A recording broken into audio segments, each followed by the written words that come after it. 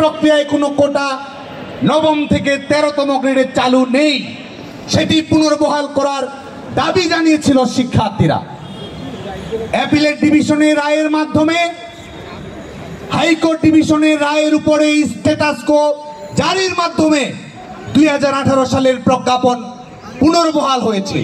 ঠিক এই মুহূর্তে যারা আন্দোলন করছে, যারা এখানে রয়েছে, বিভিন্ন শিক্ষা প্রতিষ্ঠানে লেখাপড়া করছে, যারা চাকরি প্রত্যাশী, সবাই অবগত রয়েছে যে তাদের চাকরিতে নিয়োগ প্রক্রিয়ায় কোনো ধরনের কোনো কোটা ঠিক এই মুহূর্তে নেই।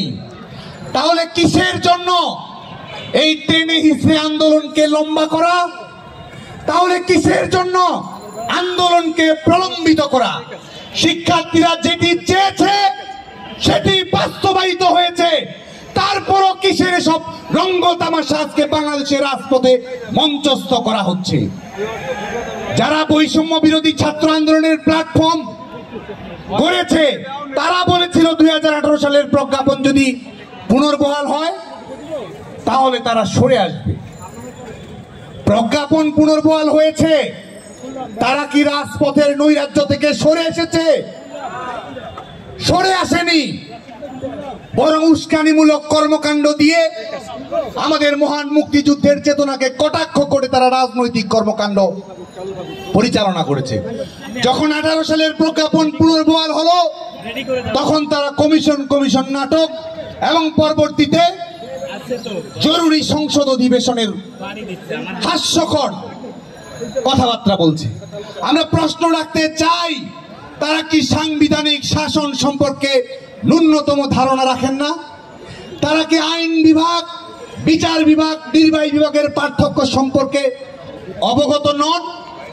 তারা কি রাষ্ট্রের 3 অঙ্গের মধ্যে যে স্বাতন্ত্র্য রয়েছে সেই স্বাতন্ত্র্য সম্পর্কে তাদের সুস্পষ্ট ধারণা নেই? তাহলে আজকে গোটা বাংলাদেশ ব্যাপী এই অনাকাঙ্ক্ষিত পরিবেশ, এবং এই অনাকাঙ্ক্ষিত পরিবেশ কোথায় গিয়ে থামলো?